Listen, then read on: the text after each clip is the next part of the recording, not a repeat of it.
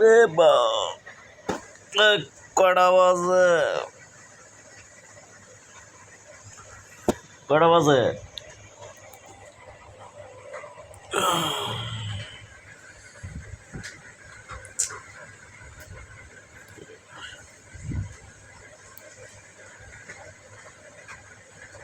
ছয়টা বাজে